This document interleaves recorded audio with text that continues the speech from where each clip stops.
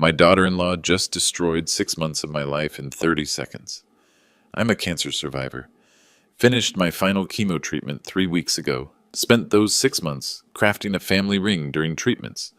Trembling hands, magnifying glass, pure determination. White gold band with 4 birthstones for future grandchildren I might never meet. Christmas morning, 15 family members watching, I handed Patricia my gift. She examined it like roadkill.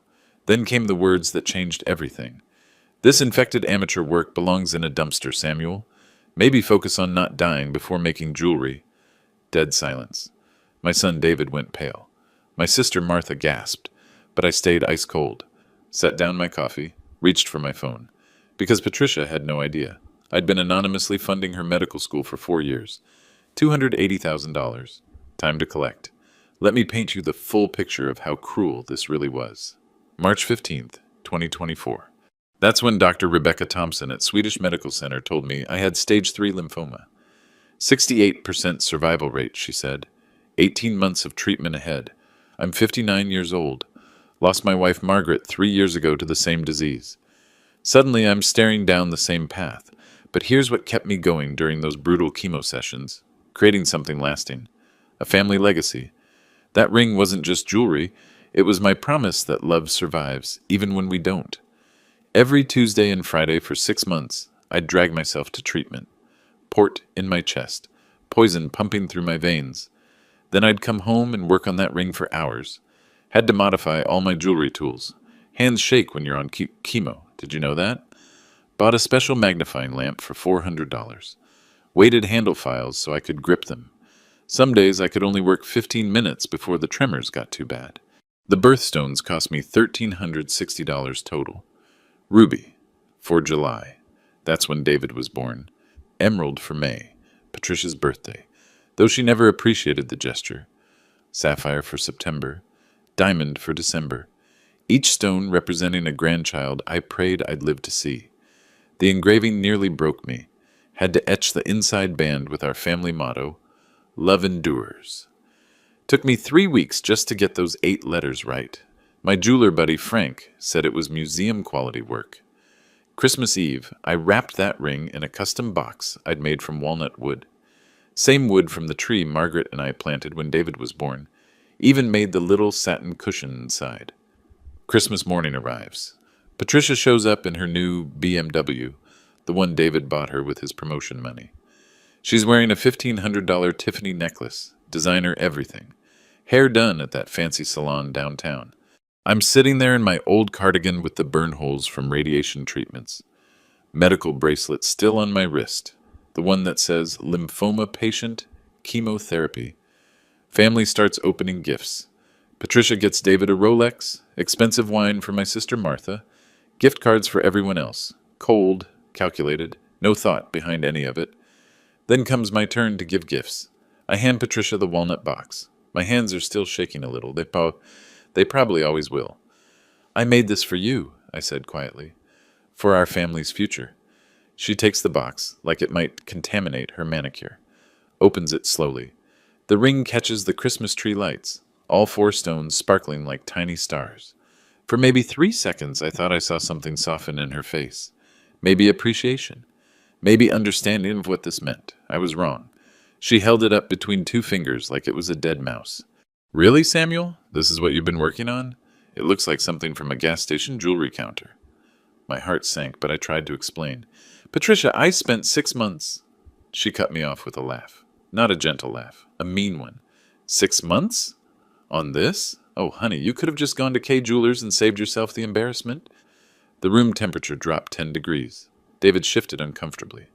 Martha's Christmas smile vanished. But Patricia wasn't done. Oh no, she was just getting started. She turned to address the whole room, holding my ring up like evidence in a trial. Everyone, look at this. Samuel made me a craft project. Isn't that sweet? The way she said sweet, like the word tasted rotten in her mouth. My nephew Jake, David's cousin, tried to diffuse things.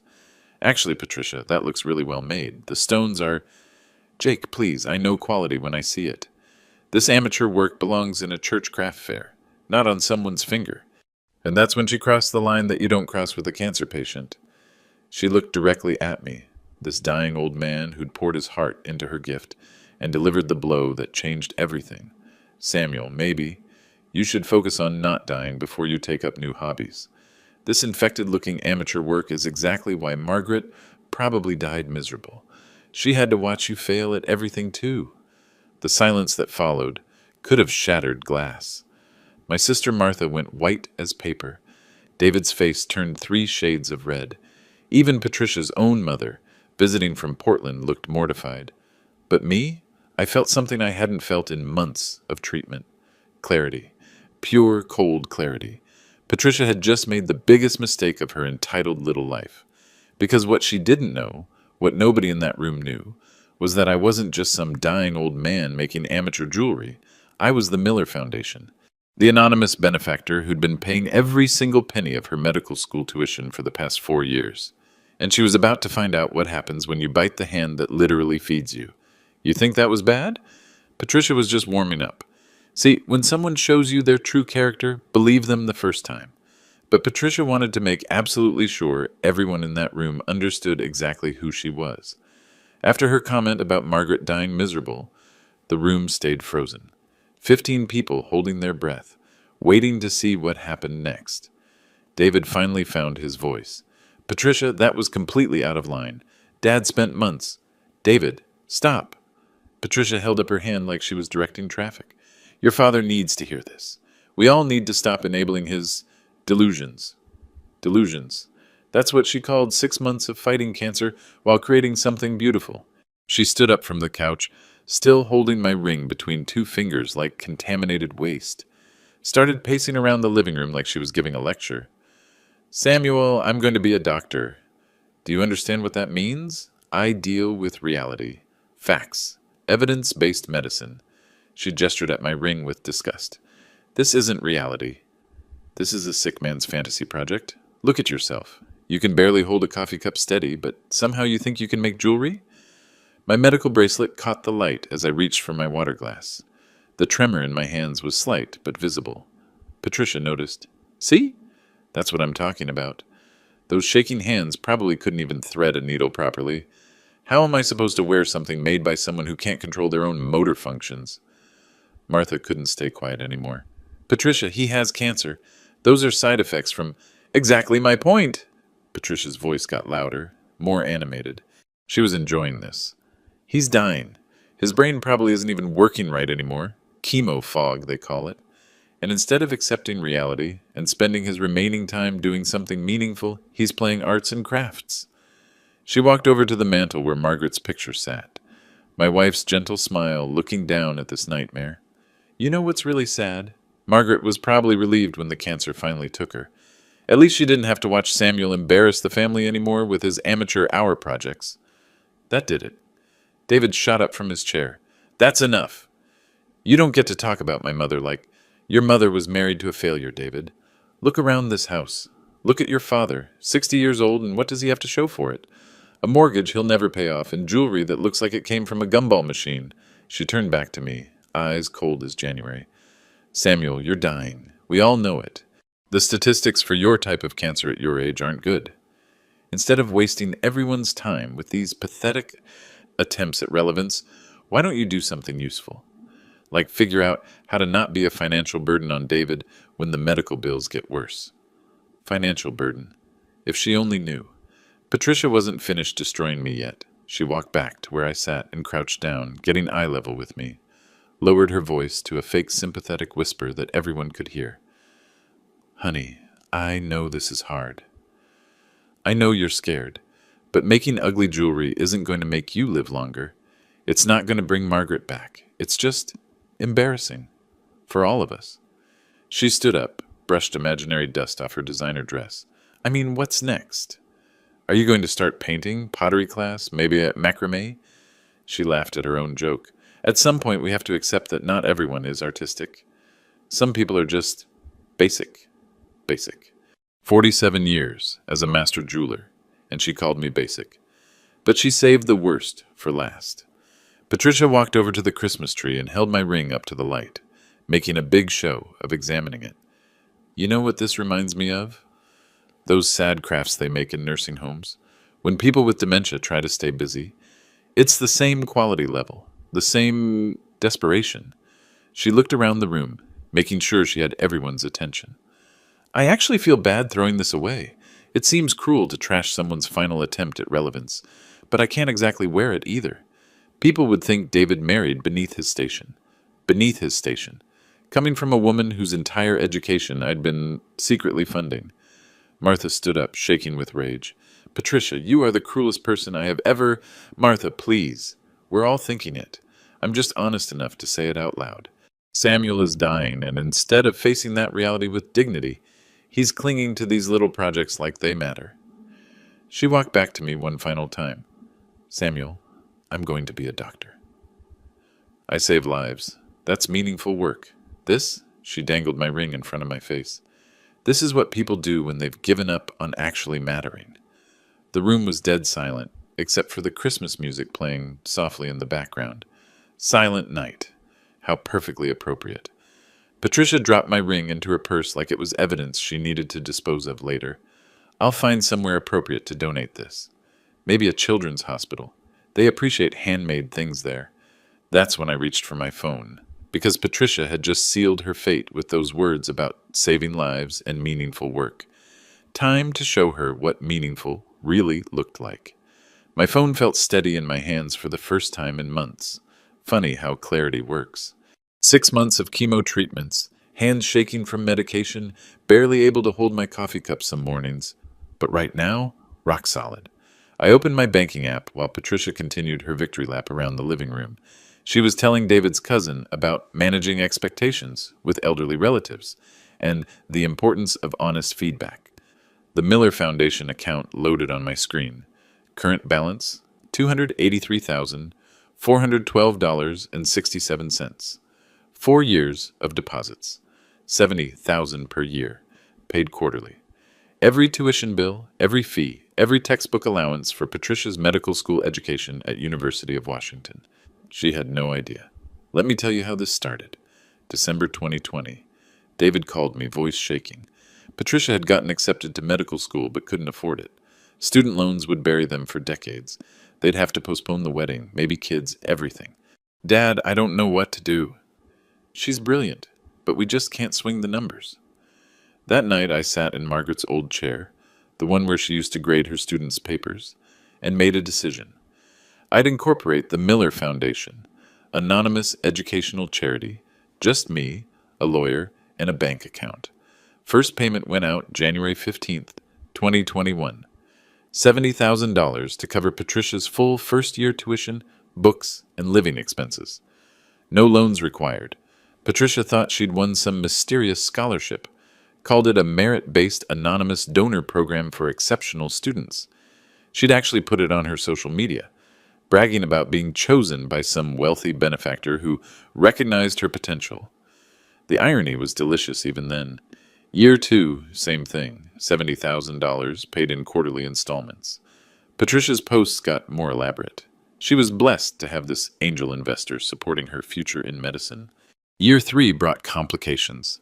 Patricia started researching her mysterious benefactor, wanted to thank them personally, even hired a private investigator to track down the Miller Foundation's source.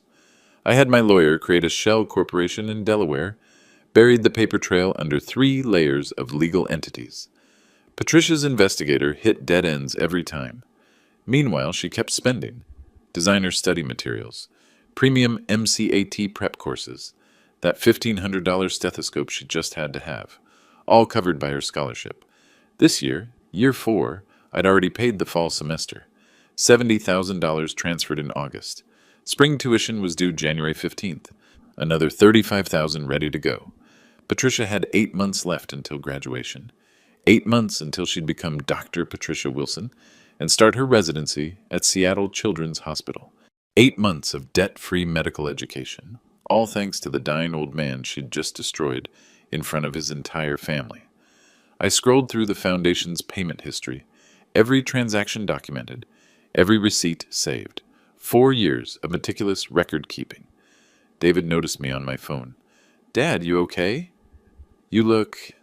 I'm fine, son. But I wasn't fine. I was done. Done being disrespected. Done being invisible. Done funding the education of someone who thought my life's work was infected amateur garbage. Patricia had called my ring worthless, said I should focus on dying instead of creating, mocked Margaret's memory, called me a financial burden. Time to show her what a real financial burden looked like. I pulled up my contacts, found Dr. Elizabeth Hayes, Director of Financial Aid at University of Washington School of Medicine. We'd spoken several times over the years about the Miller Foundation's generous ongoing support for exceptional students. My finger hovered over her number. Once I made this call, there was no going back. Patricia would graduate $280,000 in debt. Her residency salary wouldn't even cover the interest payments. She'd be financially underwater for decades. But then I remembered her words. This infected-looking amateur work is exactly why Margaret probably died miserable. My wife, my beautiful, brilliant wife who'd supported every dream I'd ever had, who'd held my hand through every cancer treatment until her own illness took her. Patricia had crossed a line you don't come back from. I scrolled to another contact. James Morrison, director of the American Cancer Society's Research Division. We'd met at several fundraising events over the years. 2 phone calls. That's all it would take. 1 to cancel Patricia's funding, 1 to redirect every penny to cancer research. Patricia was still talking to the room about realistic expectations and dignity in decline when I stood up from my chair. "Excuse me, everyone. I need to make a quick phone call." My voice was calm, steady, almost cheerful, because Patricia was about to learn the most expensive lesson of her life. David followed me into the kitchen while Patricia continued holding court in the living room. "Dad, I'm so sorry." I don't know what's gotten into her lately. The stress from finals, maybe. "Son." I put my hand on his shoulder. "How much do you know about Patricia's financial situation at school?" David looked confused. "What do you mean?" "She got that amazing scholarship. The Miller Foundation thing. Covers everything. Tuition, books, living expenses. She's been incredibly lucky. Lucky. Right. David, sit down for a minute." We sat at Margaret's old kitchen table, the one where she used to help David with homework 20 years ago, where we'd planned our retirement dreams before cancer changed everything. "I need to tell you something about that scholarship." My sister Martha appeared in the doorway, face still red from Patricia's performance. "Samuel, I've known you for 59 years, and I've never seen you this calm when you're angry. What are you planning?" "Smart woman, my sister. Retired high school principal. She could read people like open books." "Martha, remember when you helped me set up that charity 4 years ago? The paperwork for the Miller Foundation?" Her eyes went wide. "Oh my God! Samuel, you didn't—" David looked between us. "Didn't what?" "What foundation?" I pulled up my banking app again, showed David the account balance. $283,000. "Son, there is no mysterious benefactor. There is no merit scholarship. For 4 years, I've been paying Patricia's entire medical school education, every penny." David stared at the screen like it was written in a foreign language. That's impossible. She researched it, hired an investigator. The Miller Foundation is a real organization with a Delaware shell corporation and a lawyer who bills me $500 every time someone asks questions. "Yes." Martha sat down hard in the third chair. "Samuel, are you telling me that horrible woman in there just spent 10 minutes destroying the man who's been paying her way through medical school?" "That's exactly what I'm telling you." The kitchen went quiet, except for the coffee maker gurgling and Patricia's voice drifting in from the living room. She was showing someone pictures on her phone, probably her latest social media posts about her blessed education. David's face cycled through confusion, realization, and finally rage. 4 years, Dad? 4 years of how much money? $280,000 so far. Spring tuition is due next month. Another $35,000. Jesus Christ. David ran his hands through his hair. "Dad, why didn't you tell me? I could have helped. We could have, because I wanted to do it. For you, for your future family. I thought Patricia would be part of our family for life. I wanted to give her the education she deserved." Martha leaned forward. "And now?" I looked toward the living room where Patricia was still talking. Still convinced she was the smartest person in the room. Still wearing that designer dress, bought with money saved from her scholarship. Now I think Patricia needs to learn about earning things instead of just receiving them. David was quiet for a long moment. Then, Dad, she just said Mom died miserable. She called your work infected garbage in front of the whole family. I heard. And you've been paying for her to become a doctor. Someone who's supposed to help people. Ironic, isn't it? Martha stood up and walked to the kitchen window. Could see Patricia through the doorway, gesturing dramatically with her wine glass. Samuel, what are you going to do? I showed them my contacts list. Dr. Hayes at the university, James Morrison at the Cancer Society. I'm going to make 2 phone calls, one to cancel her funding, one to donate every penny to cancer research. David was quiet for another moment. Then he nodded slowly. Do it. Martha smiled for the first time all morning. Your father would be proud of you, Samuel. Sometimes people need to face consequences. Patricia's laughter echoed from the living room. She was telling someone about her residency plans, her bright future, all the lives she was going to save. Time to give her a reality check. We were walking back to the living room when Patricia decided she wasn't done with me yet. She'd moved to the mantel, right next to Margaret's picture, holding court with my nephew Jake and his wife Sarah. Wine glass in one hand, my ring still dangling from her other hand like a dead fish. The thing about elderly people, she was saying, loud enough for me to hear, is that they lose perspective. They think their little hobbies matter because they're desperately clinging to relevance. Jake looked uncomfortable. Patricia, maybe we should... No, this is important. As his future daughter-in-law who's going to be a doctor, I have a responsibility to help Samuel face reality. Future daughter-in-law. That was rich. She turned to face me as I entered the room. Samuel. Perfect timing. I was just explaining to everyone why your little craft project phase isn't healthy. The room went tense again. David stepped closer to me, but I held up my hand. Let her talk. See, in medical school, we learn about something called displacement activity. It's when people facing trauma or terminal illness fixate on meaningless tasks to avoid confronting their situation. Patricia took a sip of wine, clearly enjoying her impromptu psychology lecture. Making jewelry, painting, scrapbooking, these are classic examples. The patient thinks they're creating something important, but really they're just hiding from death. My sister Martha made a noise like she was choking. Patricia ignored her. Samuel, your cancer isn't going away because you made a ring. Margaret isn't coming back because you carved her name in metal. You're still dying, and these craft projects are just making it harder for your family to accept that reality. She walked over to where I stood, looked me right in the eyes. I know this sounds harsh, but someone needs to say it. You're embarrassing, David. You're embarrassing yourself. And honestly, you're dishonoring Margaret's memory by pretending she would have wanted you to waste your final months playing arts and crafts. The wine was making her bolder, meaner. Do you know what Margaret would actually want? For you to face your diagnosis with dignity, to stop being a burden, to let David move on with his life instead of guilt-tripping him with these pathetic attention-seeking projects. Jake tried to interrupt. Patricia, I think you've said enough. Have I? Because I don't think Samuel understands how his behavior affects other people.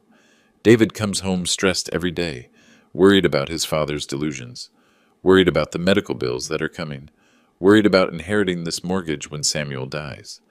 She gestured around the living room with her wine glass. This house needs work. The roof leaks. The heating system is ancient. But instead of addressing real problems, Samuel spends his time making amateur jewelry that belongs in a garage sale. David's face was getting redder by the second. Patricia, stop. Just stop. But she was on a roll now. The wine, the audience, the power trip, it was all going to her head. And the worst part? He actually thought I'd wear this thing. She held up my ring again. In public. Where my classmates might see it. Where my professors might notice it. She laughed that cruel laugh again. Can you imagine? Oh, Patricia, what a lovely ring. Thanks, my dying father-in-law made it in his garage between chemo treatments. That would really establish my credibility in medical school, wouldn't it? That was it. The final straw. I pulled out my phone and started dialing. Patricia noticed, but kept talking. Samuel, putting that phone away won't make this conversation go away. We need to discuss your end-of-life planning, your financial situation, your... Hello, Dr. Hayes. This is Samuel Miller from the Miller Foundation. Patricia stopped mid-sentence. I need to discuss Patricia Wilson's funding immediately. Patricia's wine glass froze halfway to her lips. Dr. Hayes, yes, I'm calling about our ongoing educational support for Patricia Wilson at the University of Washington School of Medicine. The room went dead silent. You could hear the Christmas tree lights humming. Patricia's face shifted from confusion to concern to something approaching panic. Who is that? She whispered to David. What is he talking about? I put the phone on speaker so everyone could hear. Mr. Miller, wonderful to hear from you. Dr. Hayes' voice filled the room. Patricia is one of our most exceptional students. The Miller Foundation's generosity has been absolutely life-changing for her education. Patricia went white as fresh snow. I'm actually calling to discuss some changes to our funding arrangement, I said calmly. Of course. What kind of changes are we looking at? Patricia started shaking her head slowly, like she could make this conversation disappear through willpower. Wait, she whispered. Wait. Miller Foundation? Miller? Your name is Miller. That can't be... I looked directly at her. Hello, Patricia. I'm your anonymous benefactor. The wine glass slipped from her fingers, shattered on Margaret's hardwood floor, red wine splashing across her designer shoes. That's impossible. I researched the Miller Foundation. It's a Delaware corporation. There's a board of directors. There's me. Just me. And a very expensive lawyer who's been covering our tracks for 4 years. I held up my phone so she could see the banking app. The Miller Foundation account. $283,412.67. Every tuition payment, Patricia. Every book allowance. Every living expense stipend. All from the dying old man whose work you just called infected garbage. Dr. Hayes' voice came through the speaker. Mr. Miller, is everything all right? You sound... Dr. Hayes, I need you to pull up Patricia Wilson's complete financial record. Can you tell me the total amount the Miller Foundation has contributed to her education? Silence on the other end. Computer keys clicking. Let me see here. Year 1, 70,000. Year 2, 70,000. Year 3, 70,000. Fall semester this year, 35,000. Total contribution, $245,000 with spring semester funding of 35,000 pending. Patricia sank onto the couch like her legs had given out. 280,000 total, I said. Every penny from my retirement savings, my inheritance from Margaret, money I earned over 47 years as a master jeweler. The room was so quiet you could hear Patricia's breathing getting shallow and fast. I incorporated the Miller Foundation 3 weeks after David called me, crying because his brilliant fiancée couldn't afford medical school. I thought I was investing in our family's future. Patricia's voice came out as barely a whisper. Samuel, I had no idea. Of course you didn't. Because you never asked, never wondered, never thought to question your good fortune. You just assumed you deserved it. Martha was staring at Patricia like she was watching a car accident in slow motion. David found his voice. Dad, you spent your retirement money on her education? All of it. Margaret and I saved for 30 years so we could travel when we retired. See Europe. Take that Alaskan cruise she always wanted. Instead, I gave it to the woman who just told me my dying wife would be ashamed of my work. Patricia tried to stand up but swayed, had to grab the couch arm for support. Samuel, please, I'm so sorry. I didn't know. If I had known... What? You would have been nicer to me? You would have pretended to respect the man paying your bills? She was crying now, mascara running down her cheeks. I was stressed about finals. The wine made me say things I didn't mean. Please, you have to understand. Oh, I understand perfectly. You showed me exactly who you are, Patricia. When you thought I was just some powerless old man, you felt free to destroy me in front of my family. I looked at the phone screen. Dr. Hayes was still on the line, probably listening to this whole disaster. Dr. Hayes, I need to inform you that the Miller Foundation will be terminating Patricia Wilson's funding immediately. Patricia's sob was audible across the room. Additionally, I'm redirecting the Foundation's remaining assets to the American Cancer Society for research purposes. Samuel! No! Patricia lunged toward me. Please, you can't. I graduate in 8 months. 8 months. I looked at this woman who'd called my life's work infected, who'd mocked my dying wife's memory. You're absolutely right, Patricia. 8 months until graduation. $280,000 in student loan debt waiting for you. Patricia was on her knees now, literally begging. Samuel, please, I'm sorry. I'm so sorry. I was wrong. I was terrible, but please don't do this. I kept the phone on speaker and dialed my second number, James Morrison at the American Cancer Society. James, it's Samuel Miller. I have a donation I'd like to make today. Patricia crawled closer, reaching for my phone. Please, I'll do anything. I'll apologize publicly. I'll wear the ring every day. Hello, Samuel. James's voice filled the room. Always a pleasure. What kind of donation are we discussing? $283,412.67. I'd like it designated for lymphoma research, specifically. Patricia's wail could probably be heard 3 houses down. That's incredibly generous, Samuel. Are you sure about the amount?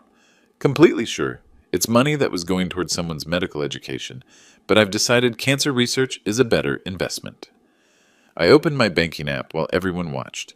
The Miller Foundation account glowed on my screen. Patricia, you wanted to know what meaningful work looks like? This is it.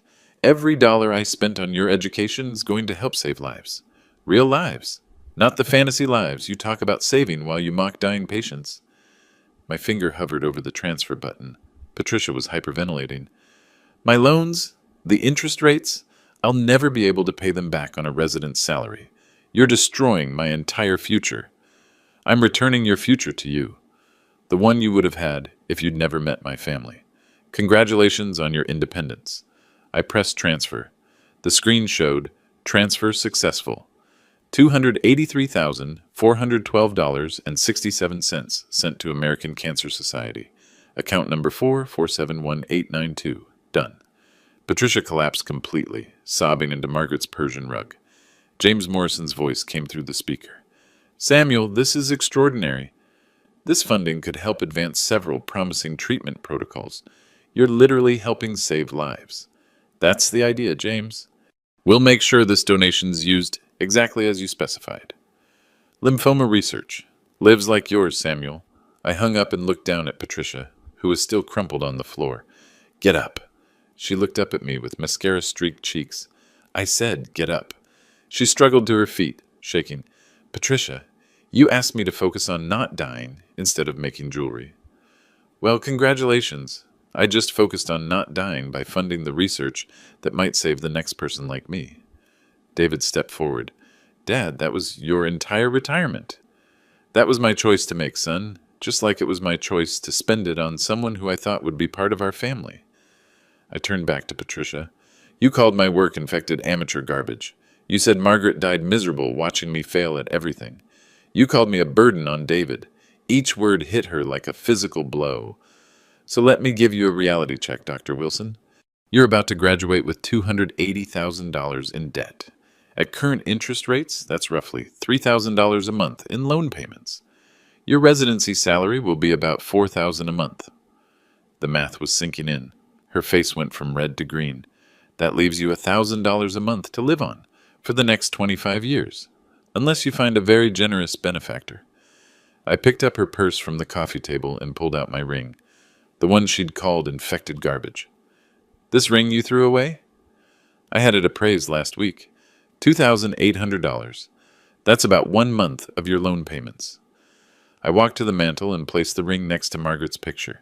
It stays here, with family who appreciates what love and sacrifice actually look like. Patricia tried one more time. Samuel, please. I made a mistake, a terrible mistake, but ruining my life won't... I didn't ruin your life, Patricia. I just stopped paying for it. My phone buzzed with a confirmation text from the Cancer Society. Your donation's confirmed and will immediately begin funding Dr. Sarah Chen's breakthrough lymphoma treatment research. Thank you for helping save lives. I showed Patricia the text. There. Your money is already saving lives. Real ones. Part 9. Public Consequences. 900 words. Target. The aftermath came swift and brutal. Patricia's phone started buzzing within minutes. Text messages, emails, voice calls. She answered the first one with shaking hands. Hello? Yes, this is Patricia Wilson. What? How did you... Yes, I understand. She hung up and looked at me with pure terror. That was the University Financial Aid Office. They want to see me first thing Monday morning to discuss my loan restructuring. Her phone buzzed again, then again. Patricia, David said quietly, maybe you should go home and... Home? She laughed bitterly. To the apartment I can afford because I thought I had a full scholarship? David, I have $800 in my checking account. 800.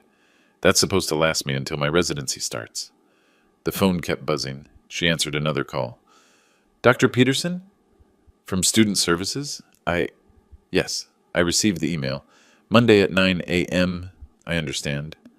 When she hung up, her hands were visibly trembling. They're reviewing my financial aid status. Something about significant changes in donor funding requiring immediate reassessment of student financial obligations. Martha was watching this unfold with the fascination of someone witnessing natural selection in real time. Patricia, how exactly did you think this was going to work? You destroy the man who's been paying your bills, and then what? He just keeps writing checks? Another call. This time, Patricia just stared at the screen. It's my study group. Someone posted about this on social media. She showed us her phone. A Facebook post from Jake's wife, Sarah. When you find out your daughter-in-law has been verbally abusing the man who's been anonymously paying for her medical school. Some people have no shame. 43 comments already, growing by the minute. Sarah posted this 20 minutes ago, Patricia whispered. How many people do you think have seen it? Her phone rang again. This time she recognized the number. It's my mother. She answered with a defeated voice. Hi, Mom.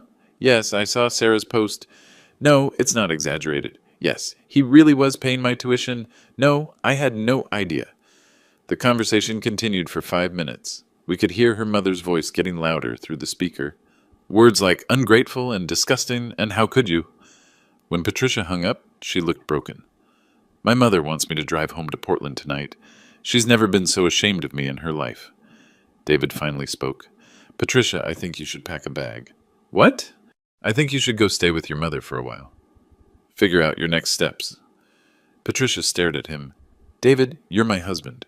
We're supposed to work through problems together. Work through problems? Yes. But what you did today wasn't a problem. It was character assassination of my father. On Christmas. In front of our entire family. Her phone buzzed with more social media notifications. It's getting shared, she said numbly. Sarah's post is getting shared.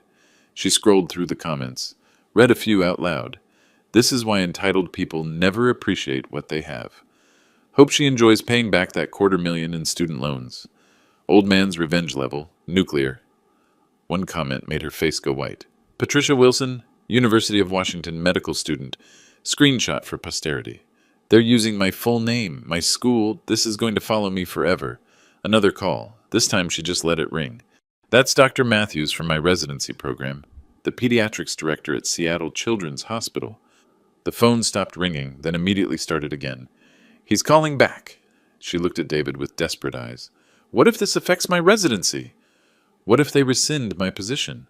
David's voice was cold. Then maybe you should have thought about that before you decided to humiliate a cancer patient in front of his family.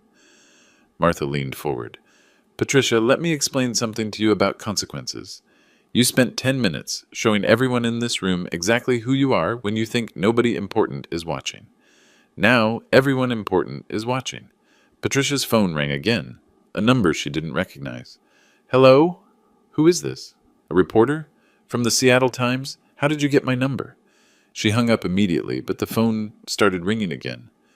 Someone gave my story to the news. David was already moving toward the bedroom. I'll get you a suitcase. David, wait. No. Patricia, you called my mother's memory worthless. You mocked my father's cancer. You destroyed a man who spent his life savings on your education. In my house. On Christmas. He stopped at the hallway entrance. I need time to think about whether I want to be married to someone capable of that level of cruelty. Patricia looked around the room. 15 family members who'd witnessed her meltdown, all of them staring at her with varying degrees of disgust and disbelief. Her phone buzzed with a text message. She read it and went pale.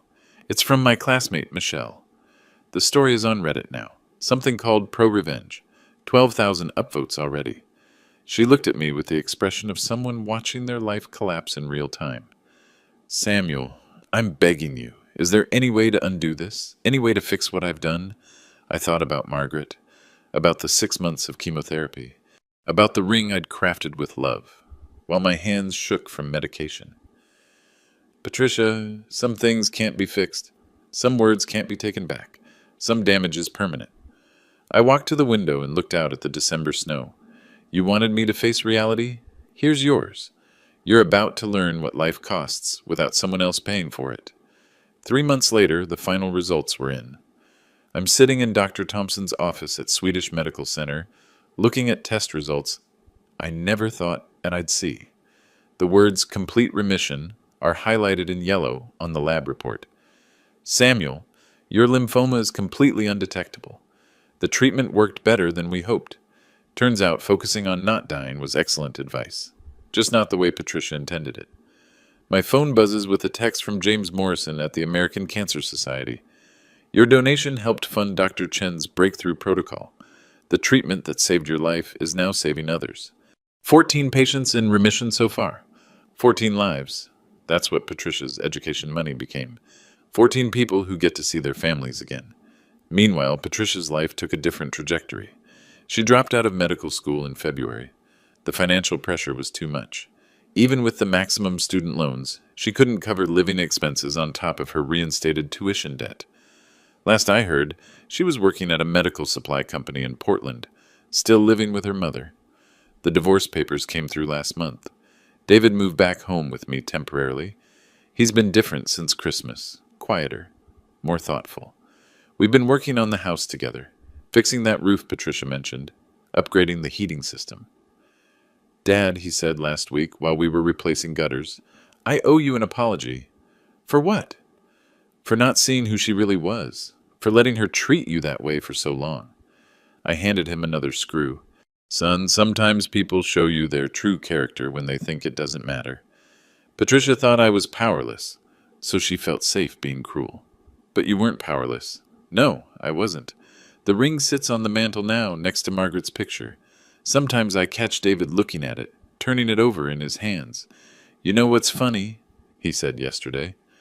Patricia was right about one thing. This is museum-quality work. I had it appraised again. $4,200. The irony still makes me smile. Sarah's Facebook post went viral beyond anything we imagined. It's been shared over 50,000 times. Someone made it into a TikTok that got 2 million views. The story appeared in advice columns, psychology, blogs, and relationship forums. I've gotten letters from strangers, cancer patients mostly, but also people who've dealt with family cruelty. They understand what happened that Christmas morning. One letter particularly moved me. From a woman named Ellen in Ohio. Mr. Miller, I'm a nursing student whose mother-in-law has been paying my tuition. After reading your story, I drove to her house with flowers and a handwritten thank you note.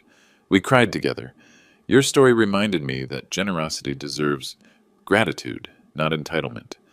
That's when I knew Patricia's cruelty had been transformed into something useful. Her public humiliation became a cautionary tale that actually helped people appreciate their benefactors. The house feels different now, lighter.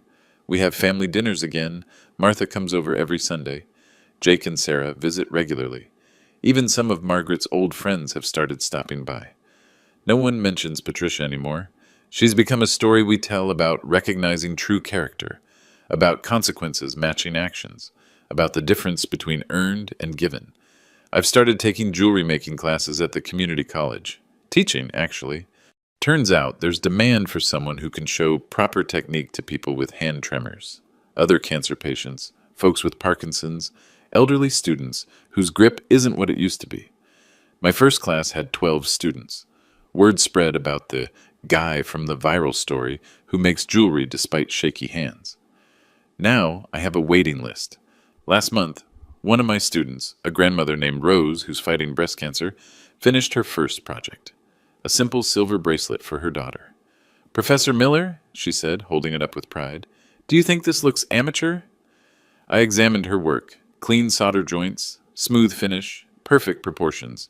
Rose, that's the work of someone who put love into every hammer strike.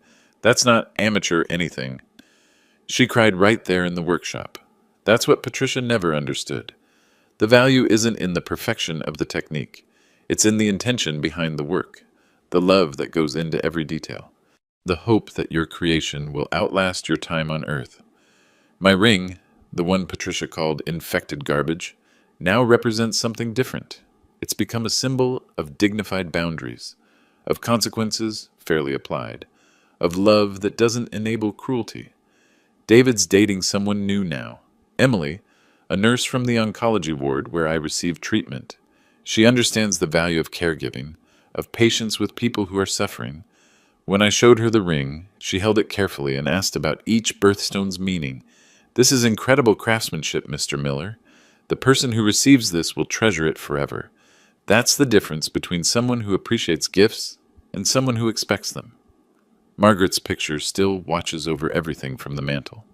Sometimes I talk to her about what happened, about Patricia, about David, about the strange way life delivers justice. I think she'd be proud of how I handled it, not with anger or revenge, but with natural consequences. Patricia wanted independence from the dying old man's charity. I gave her exactly what she asked for.